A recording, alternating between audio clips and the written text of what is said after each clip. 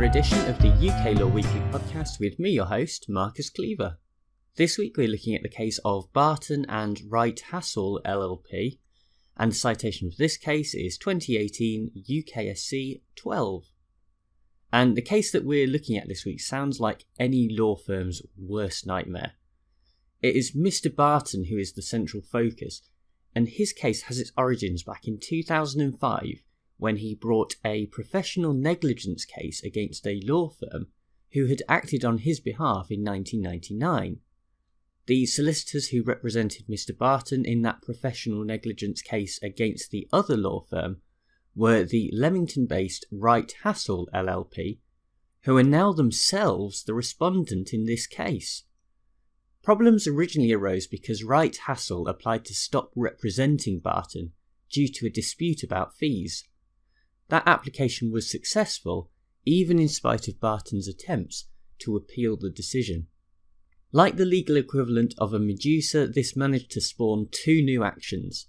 Firstly, Wright Hassall successfully claimed the costs associated with acting for Mr. Barton before they stopped representing him. And secondly, Mr. Barton, this time acting for himself, began his own claim that is indirectly the subject of this appeal to the Supreme Court.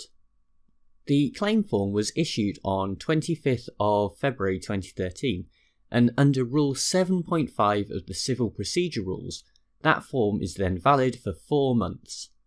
At this point, Wright Hassall decided to instruct their own solicitors to handle the case, a firm called Berryman's Lace Mauer, who then requested that Mr. Barton address all future correspondence to them, including both the claim form and particulars of claim. Interestingly, that request was made by email, which will prove to be a relevant factor later on. Barton only sent the claim form and response pack to Berryman's Lace Mauer on the 24th of June 2013, which was the last day before the claim form was due to expire.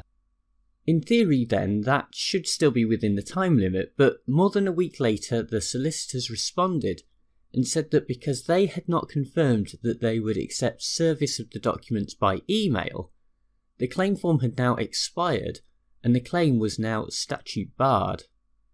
This did not deter Barton, who argued that his email was indeed a valid means of service.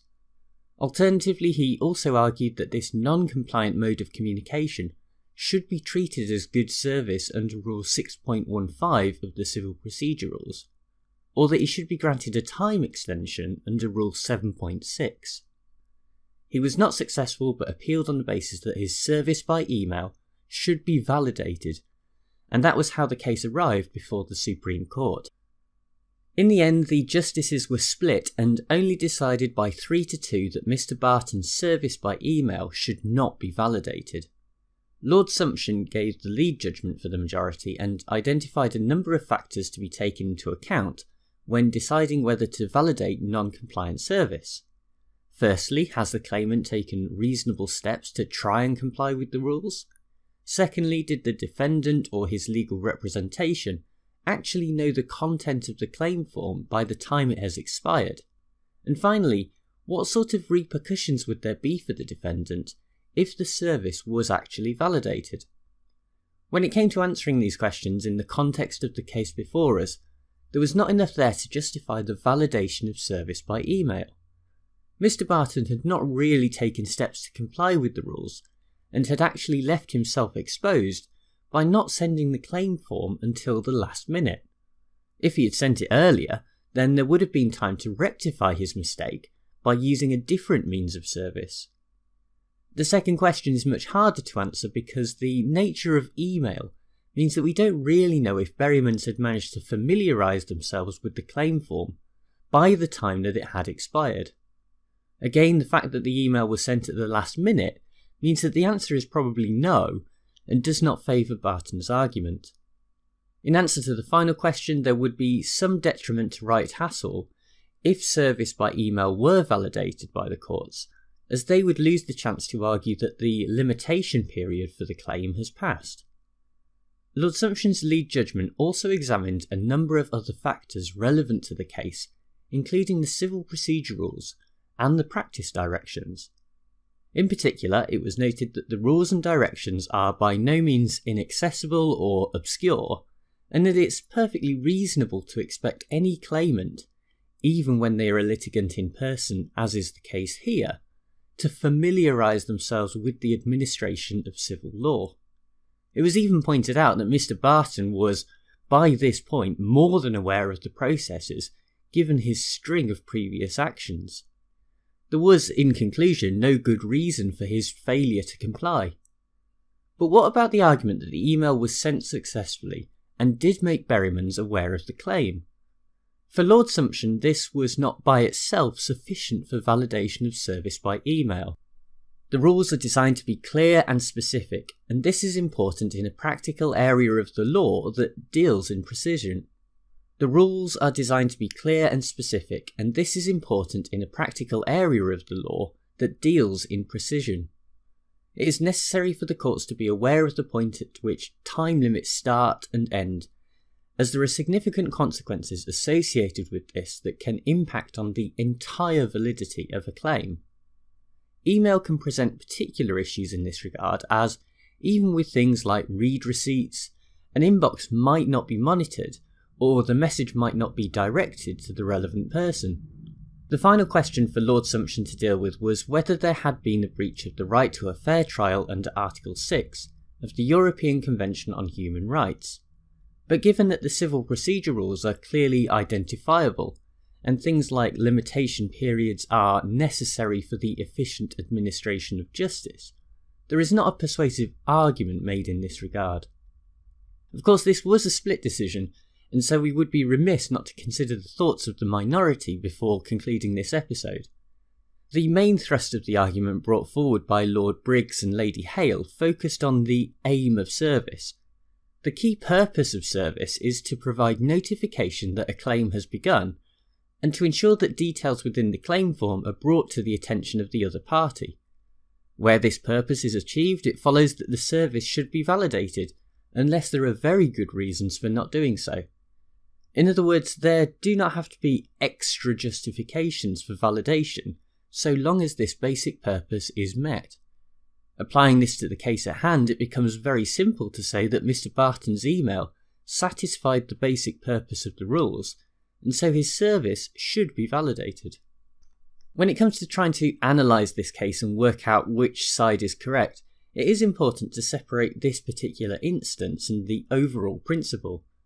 For lawyers, the very idea of someone like Mr. Barton as a client is the stuff of nightmares. A person who seems to think that the law is designed for their own personal benefit, is quick to litigate and will blame everyone but himself if things go wrong. This sense of Mr. Barton comes across in the judgment actually, and the majority reference Barton as an experienced litigator who should have known better.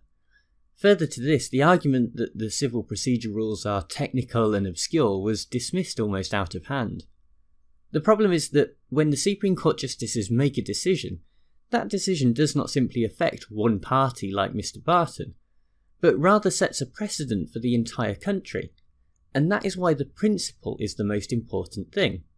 There is a Practice Direction 6A that looks at the subject of service by email, which at the time was a relatively new technology, but by now it is the case that you simply have to be on email these days. The idea that the law is unable to reflect this by the year 2018, in either the rules and directions or a precedent set by the highest court in the land, is actually quite embarrassing for our legal system. Lord Briggs and Lady Hale point out that so long as the service meets the core requirements, then there's no reason why service shouldn't be validated. On the other hand, the majority seem to have already made up their mind ahead of giving judgment, and insert additional needs, factors and requirements that essentially allow them to try and justify non-validation based on things more associated with the facts of an individual case, rather than the service of the claim form. In the end, this should actually have been quite a simple case to resolve, but by overcomplicating it and failing to get their head around the modern world that we live in, the Supreme Court comes off looking like any other backwards-facing British institution. Well, thank you very much for tuning into this episode, and thanks as ever to bensound.com who provide the theme music. Thanks, as always, to everyone who manages to provide a rating and a review of the podcast on iTunes. That is amazing. It's really appreciated. We're at 49 reviews as I record this, so very close to 50 now, and that's amazing. There's a couple of written reviews over the last week. Gerald Uffhub described it as the #1 law pod, which was very kind, and we also had a 5-star review from Shishi1990. So thank you to both of you, and thanks to everyone who downloads and listens to the episodes. Much appreciated. Right, well, that's everything from me, but I'll be back next week with another case. But until then, bye!